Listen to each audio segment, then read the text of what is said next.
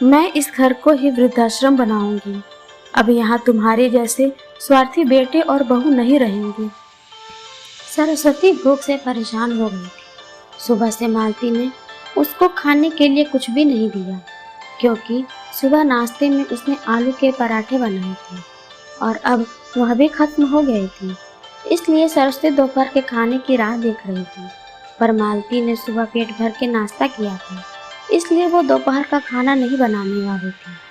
अत्यंत भूख से परेशान हो रही सरस्वती मालती के पास गई और बोली, बहू, मुझे बहुत जोरों से भूख लगी है, खाने के लिए कुछ भी दे दो।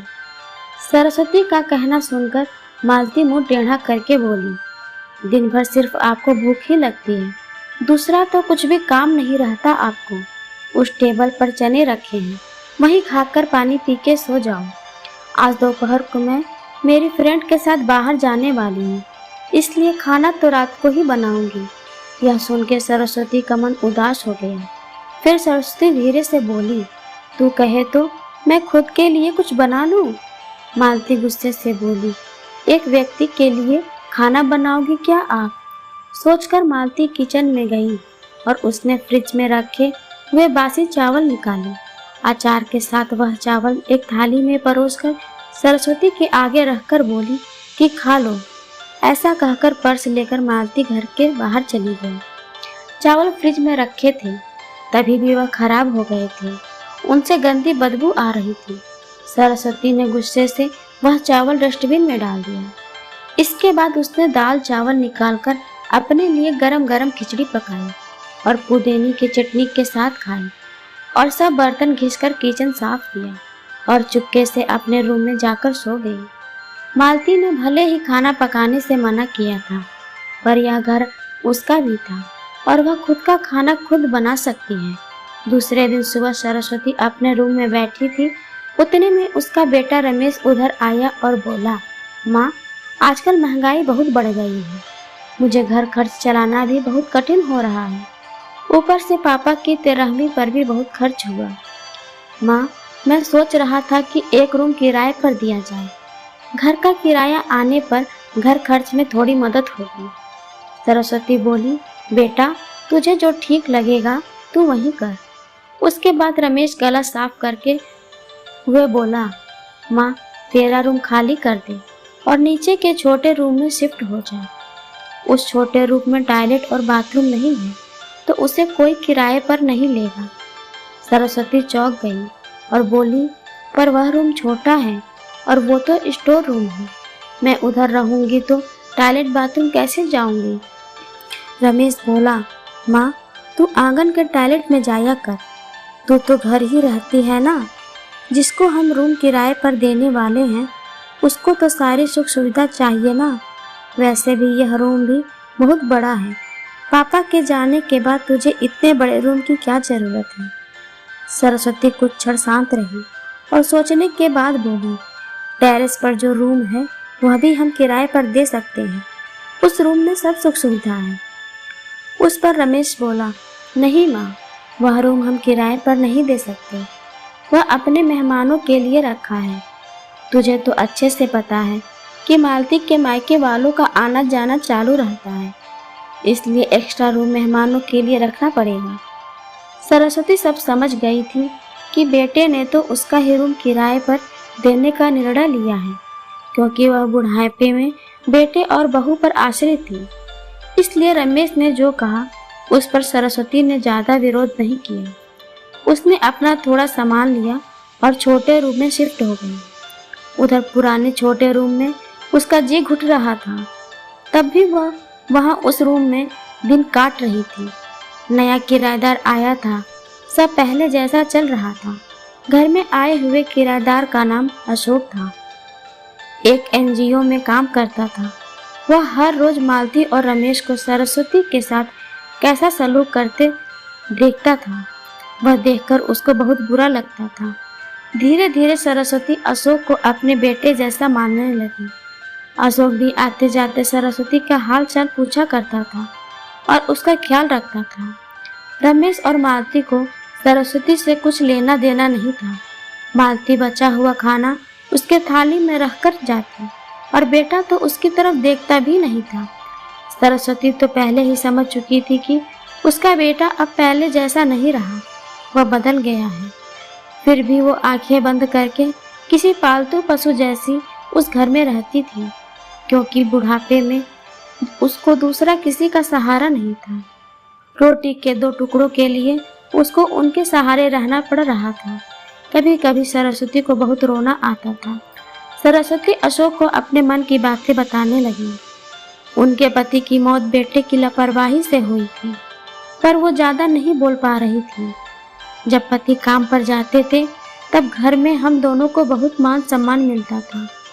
जब वह काम करने में असमर्थ हो गए तब रमेश को उन्होंने घर खर्च में मदद करने के लिए कहा।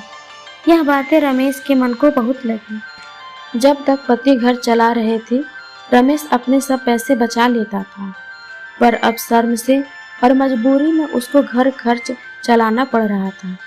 धीरे धीरे माँ बाप का खर्च उसको बोझ लग रहा था, लेकिन वह स्पष्ट रूप से कुछ भी नहीं कह सकता था।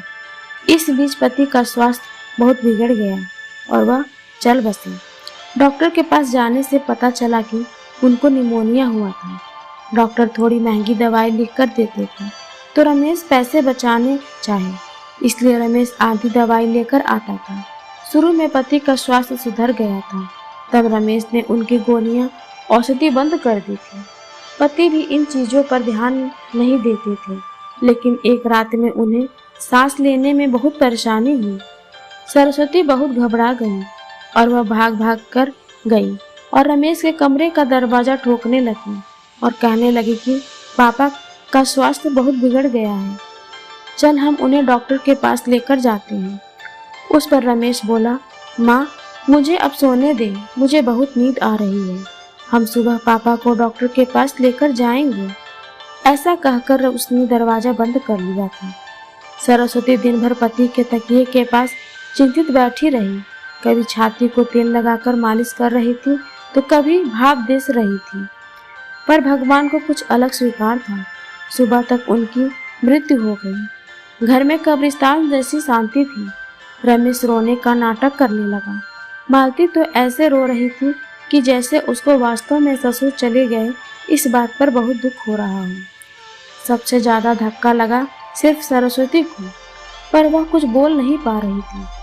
सरस्वती की आंखों से अश्रु आ रहे थे और उसके ओठ थर थर कांप रहे थे, जैसे कि वो कहना चाहती हो कि अब ये रोने का नाटक क्यों कर रहे हो, मेरे पति की मौत के आप दोनों जवाबदार हो। पर वह कुछ बोल नहीं पाई। क्रियाकर्म कर दिया गया। सरस्वती के दिमाग में हमेशा एक बात चलती थी, रमेश ने लापरवाही नहीं की होती तो आज मेरे पति जिंदा होते। उनकी मौत के बाद मालती और रमेश का व्यवहार बहुत बदल गया था। सरस्वती को भी उनके व्यवहार की आदत पड़ गई थी, इसलिए वह उनकी तरफ से कोई भी अपेक्षा नहीं रखती थी, पर उनका मन उसे अंदर ही अंदर उसे खाए जा रहा था। ऐसी औलाद को सबक भी नहीं सिखा सकती थी। एक दिन उसका किराएदार अशोक उसके पास आया और सरस्वती को कुछ बातें उसने समझाई। वह बातें सुनकर सरस्वती की आंखों में एक नई उम्मीद जगी। दूसरे दिन सरस्वती मालती और रमेश के पास आई और बोली, मुझे तुम दोनों से बहुत जरूरी बात करनी है। मुझे ऐसा लग रहा है कि तुम दोनों को मेरे साथ रहने में प्रॉब्लम है, इसलिए मैंने सोचा कि मैं वृद्धाश्रम में रहूंगी। सरस्वती का कहना सुनकर मालती बहुत खुश हो गई। रमेश ने थोड़ा दुख होने का नाटक किया। फिर थोड़ी देर में सरस्वती ने उन दोनों के चेहरे के हाव भाव देखे और बोली, रमेश तुझे दुखी होने की जरूरत नहीं है और मालती तुझे इतना खुश होने की जरूरत नहीं है। पहले मेरी सब बातें सुन ले। और सरस्वती हंसकर बोली, यह बातें सच्ची है कि वृद्धाश्रम में मैं रहूंगी, पर मैं इस घर से कहीं नहीं जाऊंगी। मैं इस घर को ही वृद्धाश्रम बनाऊंगी। अब यहाँ तुम्हारे जैसे स्वार्थी बेटे और बहू यहाँ नहीं रहेंगे, मेरे जैसे बूढ़े लोग यहाँ रहेंगे। ये मेरा आखिरी निर्णय है। यह सुनकर रमेश और मालती दोनों ही चौंक गए। रमेश और मालती एक दूसरे की तरफ देखने लगे। उन दोनों ने सोचा था कि सरस्वती घर छोड़कर चली जाएगी तो वह दोनों खुशी से रहेंगे, उनको लगा था कि अब उनको सरस्वती की जवाबदारी लेनी नहीं पड़ेगी, उसका ख्याल नहीं रखना पड़ेगा। पर इधर तो सब उल्टा हो गया था। सरस्वती का कहना सुनकर रमेश गुस्से से बोला, माँ, तेरा दिमाग तो ठीक है, इस घर पर मेरा अधिकार है, फिर तू इस घर को कैसे वृद्धाश्रम बना सकती है? तो भूल रहा है बेटा, अभी तक ये घर मेरे ही नाम पर है। सरस्वती गुस्से से बोली, तुम दोनों ने मुझे बहुत परेशान किया है, छोटी छोटी बातों पर मेरा अपमान किया है, बीमारी के वक्त भी मुझ पर ध्यान नहीं दिया, खाने पीने के लिए भी मुझे बहुत तरसाया। तेरे पिताजी भी मुझे छोड़कर चले गए। अगर मैंने कठोर निर्णय नहीं लिया तो मेरा भी वही हाल होगा जो तुम्हारे पापा का हुआ था। इसलिए मैंने सोचा कि बेटे के झूठे प्यार के जाल में फंसने से अच्छा मैं अपने बारे में सोचूं। रमेश घुटनों पर आकर बोलने लगा, माँ, मुझे माफ कर दो, हम दोनों तेरा अच्छे से ख्याल रखेंगे, तेरा कभी भी अपमान नहीं करेंगे, पर तू इस घर को वृद्धाश्रम मत बना। माँ, थोड़ा सोचकर तो देख हमारा क्या होगा। सरस्वती ऊंची आवाज में बोली, मैंने और तेरे पापा ने तुझे अच्छे संस्कार दिए थे, फिर भी तूने सिर्फ अपने परिवार के बारे में ही सोचा, हमारा नहीं। फिर मैं तेरा कैसे सोचूं? तू तेरे परिवार का सोच, मेरी चिंता मत कर और जल्द से जल्द ये घर छोड़कर चला जा, क्योंकि इस घर में अब अच्छे लोग रहने आ रहे हैं। इतना कहकर सरस्वती अपने रूम में चली गई। रमेश और मालती शांत सरस्वती को जाते हुए देखते ही रह गए। सरस्वती ने अपने जैसे बूढ़े लोगों को उसके घर में आश्रय दिया। अशोक की मदद से वृद्धाश्रम अच्छे से चलने लगा। दोस्तों, आजकल के लड़कों ने बूढ़े लोगों के साथ गैर व्यवहार किया तो बूढ़े लोग भी कठोर निर्णय ले सकते हैं। आपको यह वीडियो कैसी लगी कमेंट में जरूर बताएं।